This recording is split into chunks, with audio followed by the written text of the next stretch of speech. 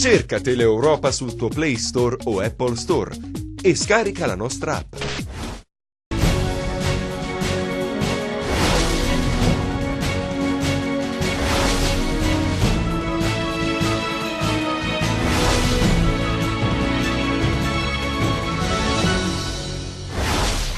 Famiglia sterminata a colpi di pistola a Rende, 4 cadaveri rinvenuti in una villetta, padre, madre e 2 figli, ritrovate 2 pistole, l'ipotesi è quella dell'omicidio-suicidio, inquirenti al lavoro per ricostruire la dinamica.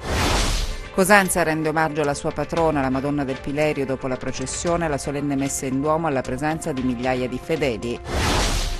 La prima sfilata del Carnevale di Castrovillari mobilita 50.000 persone. La grande festa carnascialesca si conferma iniziativa di forte attrattività. Il Cosenza mette paura al Catania. Silani in vantaggio di 2 reti si fanno raggiungere nel finale, deludente pari della Regina in casa con la Virtus Francavilla, brutta e pesante sconfitta interna per il Catanzaro. Buonasera dalla redazione del TG10, dunque la cronaca in apertura, famiglia sterminata a colpi di pistola a Rende in una villetta, rinvenuti 4 cadaveri, padre, madre e 2 figli, ritrovate 2 pistole, anche alcuni coltelli, l'ipotesi è quella dell'omicidio-suicidio, ma gli inquirenti sono al lavoro per ricostruire la dinamica. Posso dire soltanto questo, all'interno dell'appartamento ci sono 4 cadaveri. Si tratta di un nucleo familiare, il padre, la madre e i 2 figli maggiorenni, ci sono delle armi, stiamo cercando di ricostruire il quadro e la dinamica, ma al momento chiaramente è tutto prematuro, qualsiasi ipotesi. È molto colpito il colonnello dei carabinieri Piero Sutera. Lo scenario che gli si è presentato davanti in una villetta alla periferia di Rende è davvero agghiacciante. Un'intera famiglia, quella del noto commerciante cosentino Salvatore Giordano, è stata sterminata. 3 cadaveri, quello dell'uomo, della moglie Francesca Vilardi e della figlia Cristiana, sono stati trovati nel corridoio al secondo piano della villetta. Vicino a loro c'era una pistola, poco lontano in una stanza il corpo del figlio Giovanni, vicino ad un'altra pistola. Sono armi probabilmente legalmente detenute, ma dobbiamo fare delle verifiche più accurate. Salta fuori anche un coltello. Gli inquirenti propendono per l'ipotesi che Salvatore Giordano abbia prima accoltellato i membri della sua famiglia. Ci sarebbe stato un tentativo di difesa da parte dei familiari, ma poi sono entrate in scena le armi da fuoco e Giordano avrebbe sparato a tutti per poi finirsi con un colpo in gola. Il terribile fatto di sangue sarebbe avvenuto intorno alle 4 di mattina, come avrebbe raccontato l'anziana madre di Giordano,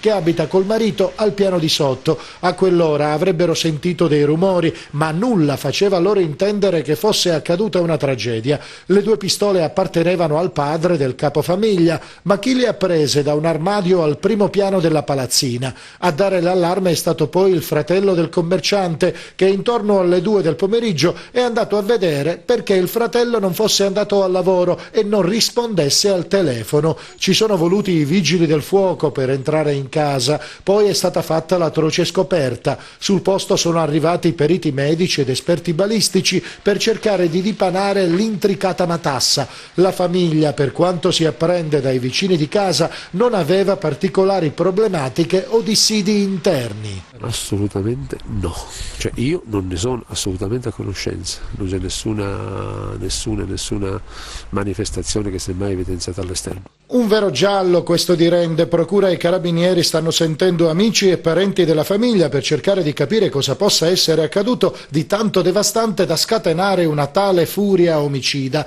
Intanto è stato posto sotto sequestro, dopo l'abitazione dove è avvenuta la strage, anche il negozio di Salvatore Giordano, che si trova nei pressi dell'autostazione di Cosenza.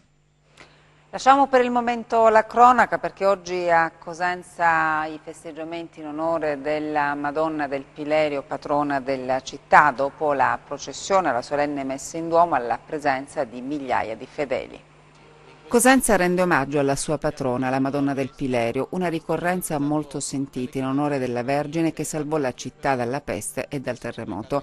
Migliaia di fedeli hanno seguito la celebrazione durante la nostra lunga diretta dal Duomo. Alle 15 la partenza della processione. La statua della Vergine ha fatto una prima sosta davanti alla prefettura di Cosenza per l'omaggio floreale del prefetto alla Santa Patrona. Seconda sosta dinanzi al comune per l'omaggio floreale del sindaco e la lettura dell'atto di consacrazione della città alla Vergine. Alle 17 il rientro in cattedrale. Dopo il rito per l'accensione del cero votivo offerto dalla città di Cosenza alla Vergine, la messa presieduta dal vescovo Monsignor Francesco Nolè. Dobbiamo dire anche quest'anno grazie a Maria che ha mantenuto l'ombrello sotto le nubi. All'inizio della processione una giornalista mi ha chiesto cosa significa questo fatto che ogni anno sembra che piove, poi è certo una benedizione della Madonna, ma anche se avesse piovuto sarebbe stata una benedizione, perché la pioggia è sempre una benedizione. E comunque, visto che avevamo cominciato la processione, la ringraziamo perché ce l'ha fatta completare. Come ogni anno, ormai sono 3 anni che sono con voi, vedo che questo è uno dei giorni più belli e più solenni di Cosenza, perché celebriamo la festa della nostra celeste patrona. E mi dicevano i sacerdoti che da questa mattina c'è stato un flusso di devoti, di persone singole o in gruppo che hanno reso omaggio a Maria. D'altra parte, se noi ci rendiamo conto che lei è la mamma, non si può non fare così quando festeggiamo lei, la mamma. Ma noi vogliamo ricordare ogni anno con gratitudine di figli i prodigi che hanno permesso al popolo cosentino di liberarsi dalla lebbra nel 1576 e dal terremoto nel 1854. Torniamo alla cronaca, c'è anche l'ex sindaco di Lamezia Terme Paolo Mascaro. Tra le 22 persone cui è stato notificato l'avviso di conclusione delle indagini emesso dalla Procura di Lamezia nell'ambito delle inchieste Omeni sui vertici della Sacra, la società che gestisce gli aeroporti calabresi. L'ipotesi di reato a carico dell'ex primo cittadino è abuso d'ufficio. Gli indagati sono accusati a vario titolo di concussione, corruzione, peculato falso e abuso d'ufficio. Gli inquirenti hanno confermato il quadro accusatorio nei confronti degli ex vertici della società di gestione, dei membri del CDA e di alcuni dipendenti. Adesso gli indagati avranno 20 giorni di tempo per chiedere alla Procura di essere sentiti oppure depositare memoria difensiva. Allo scadere del termine la Procura potrà chiedere il rinvio a giudizio oppure al contrario avanzare al GIP richiesta di archiviazione. Intensa attività nel weekend da parte delle forze dell'ordine nel Vibonese, i risultati dei controlli sul territorio nel prossimo servizio. È stato un weekend di super lavoro per le forze dell'ordine nel Vibonese, con diversi servizi coordinati a largo raggio che hanno interessato il territorio provinciale con significativi risultati in termini di contrasto alle azioni criminali. Di particolare significato l'attività svolta dai carabinieri a Pizzo, dove i militari della locale stazione hanno controllato 30 auto, identificato 40 persone, sottoposto a perquisizione 7 veicoli e 5 persone, elevato sanzioni relative al codice della strada, ma soprattutto hanno individuato e deferito in stato di libertà per ricettazione una 60enne incensurato, poiché è stato sorpreso in possesso dei candelabri rubati il 3 febbraio scorso dalla chiesa dell'Immacolata proprio a Pizzo, episodio che aveva destato parecchio malumore tra la popolazione, rimasta allibita dal fatto che non ci si ferma più neanche dinanzi ad azioni considerate vero e proprio sacrilegio. Ovviamente non trascurata la cosiddetta movida notturna che si anima soprattutto nel sabato sera. Anche in questo caso i carabinieri della stazione di Vibo Valentia, in collaborazione con quelli dell'aliquota radiomobile, hanno effettuato controlli durante la notte nei locali del centro storico della città. Tra i vari controlli effettuati con l'etilometro, uno è risultato positivo, con la conseguente denuncia in stato di libertà, sospensione della patente e decurtazione di 10 punti. Tra gli arrestati invece a Zungri, Angelo Accorinti, 30 anni, che avrebbe tentato di sfuggire ad un controllo dei militari dell'Arma che lo hanno fermato e portato in caserma. Il giovane è il nipote di Peppone Accorinti, presunto boss di Zungri, e figlio di Pietro Accorinti, coinvolto 2 anni fa nell'operazione antidroga denominata Decollo. Mentre a Nicotera è finito in manette Filemon Ikalumen, nigeriano di 25 anni, da una ventina di giorni ospite del CAS, che aveva nascosto 425 grammi di marijuana in una scatola di scarpe, a sua volta chiusa in un borsone, ma non aveva fatto i conti con il fiuto del pastore tedesco Max, componente dell'unità cinofila della sezione antidroga della squadra mobile di Vibo Valentia. Una pattuglia della sezione operativa antibracconaggio dei Carabinieri ha effettuato controlli a tappeto nella piana di Gioia Tauro, denunciate 14 persone. La provincia di Reggio Calabria, insieme alla piana di Gioia Tauro, è considerato uno dei punti caldi del bracconaggio italiano e indicata come black spot nel piano nazionale antibracconaggio recentemente approvato dal governo. Tra le pratiche illegali più diffusi, l'uccisione di rapaci e più in generale di specie protette, il diffuso utilizzo di richiami elettroacustici e la cattura di decine di migliaia di passeriformi con reti a scopo di commercio. In occasione della chiusura della stagione venatoria, una pattuglia della sezione operativa antibracconaggio, coadiuvata dai militari della stazione Carabinieri Forestali di Reggio Calabria, ha effettuato controlli a tappeto nella piana di Gioia Tauro, uno dei territori più ricchi di avifauna svernante e con la maggiore diffusione del bracconaggio. Tra i comuni di Anoia, Rosarno, Gioia Tauro, San Giorgio Morgeto, Cittanova, Taurianova, Molochio e Oppido Mamertina sono state denunciate 9 persone sorprese ad abbattere fauna protetta o a utilizzare richiami elettroacustici di genere vietato. Altre 2 persone sono state denunciate per porto abusivo di armi e una per aver utilizzato un'arma priva di prescritto riduttore. Denunciate per ricettazione 2 persone che detenevano illegalmente esemplari di uccelli appartenenti a specie protetta. Nei confronti di uno dei 2 che deteneva circa 200 fringuelli a scopo di commercio è scattata anche la denuncia per maltrattamento aggravato. Adesso i nostri 100 secondi di cronaca. Avevano impiantato nella cucina della loro abitazione un piccolo laboratorio per confezionare le dosi di marijuana destinate allo spaccio. 2 fratelli di 30 e 22 anni, già noti alle forze dell'ordine, sono stati arrestati dai carabinieri della compagnia di Lamezia Terme con l'accusa di detenzione di sostanze stupefacenti ai fini dello spaccio.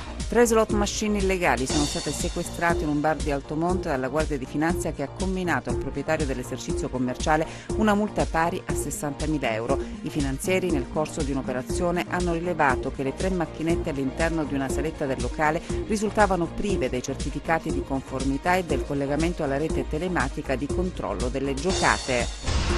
Proseguono le indagini per far luce sulla morte di Bruno Muratore, il pastore di 66 anni, vittima di un agguato nelle campagne al confine di Varapodi Oppido Mamertina, avvenuto nel primo pomeriggio di sabato mentre era nel suo ovile. La pista privilegiata sarebbe quella riconducibile alla criminalità organizzata.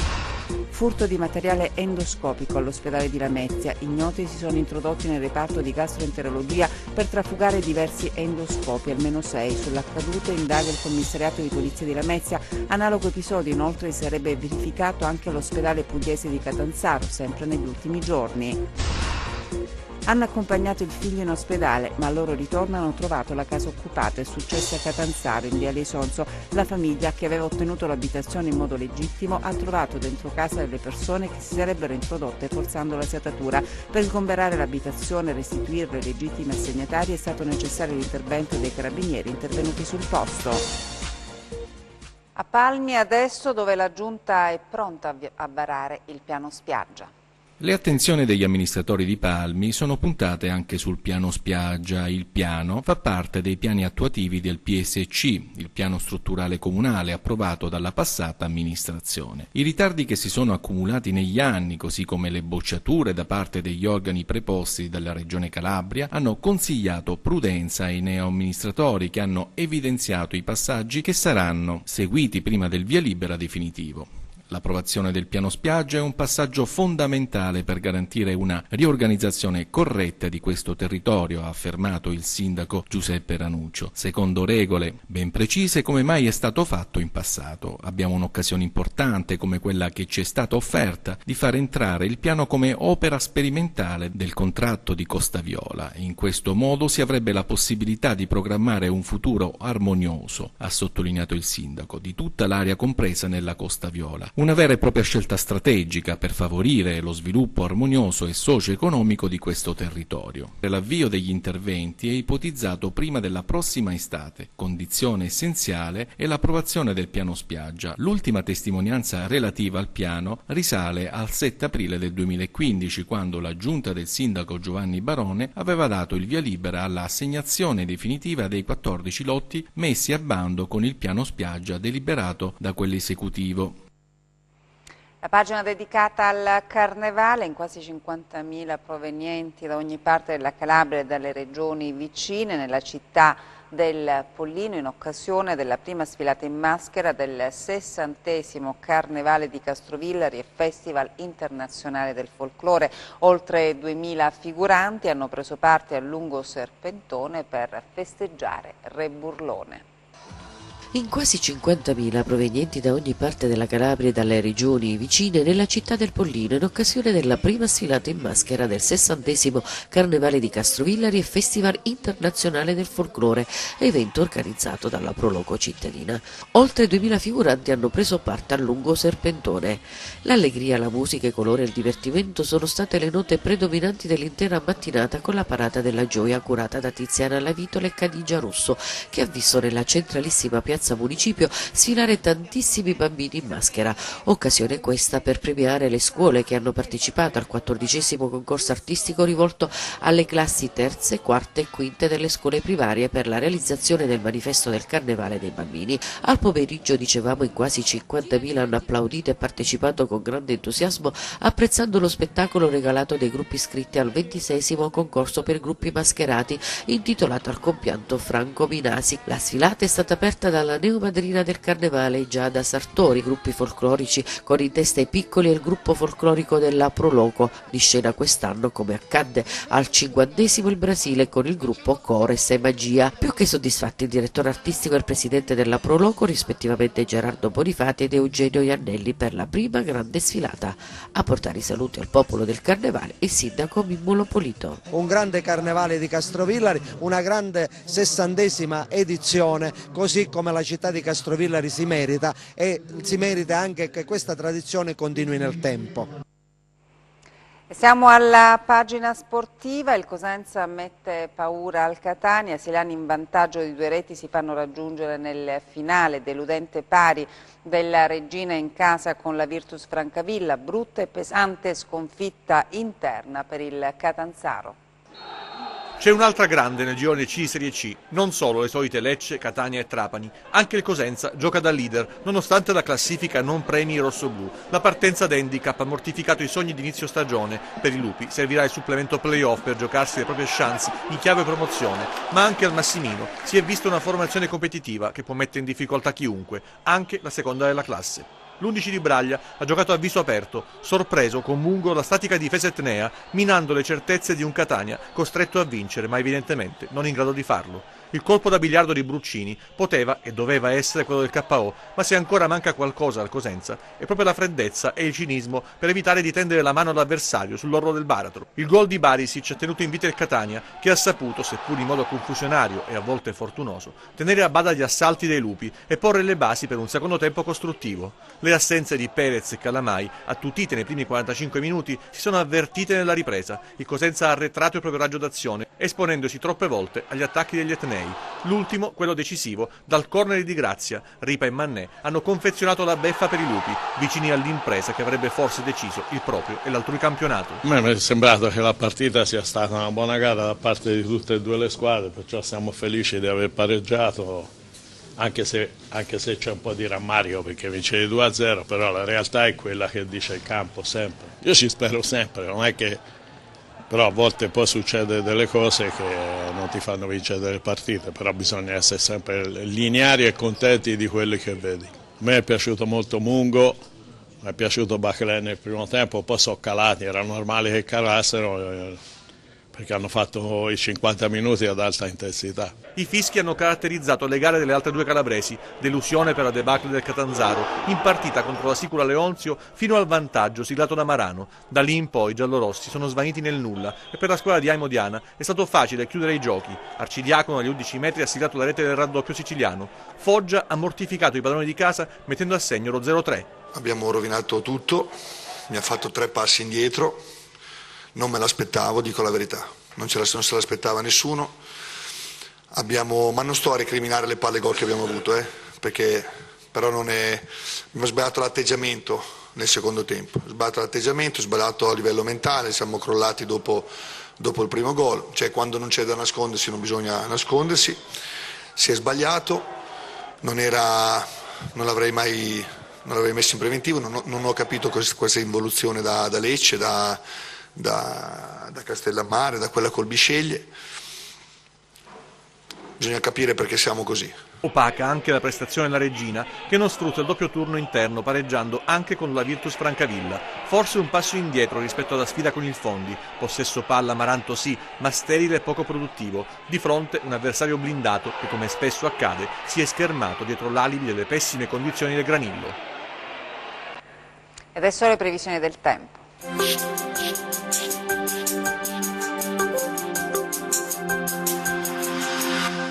Ben ritrovati al meteo. È atteso nelle prossime ore un nuovo peggioramento del tempo per l'arrivo di una perturbazione a carattere freddo dal nord Europa. Vediamo quindi le mappe in dettaglio.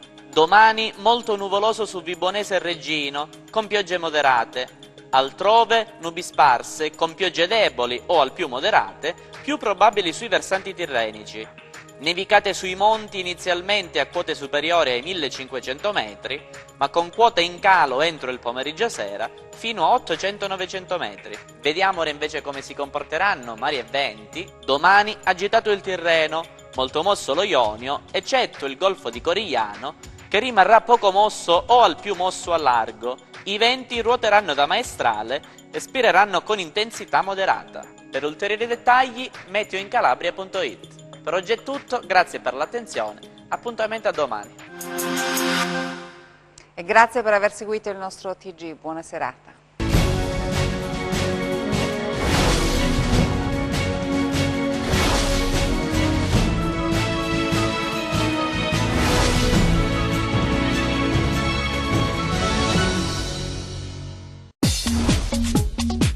Cerca Teleeuropa sul tuo Play Store o Apple Store e scarica la nostra app.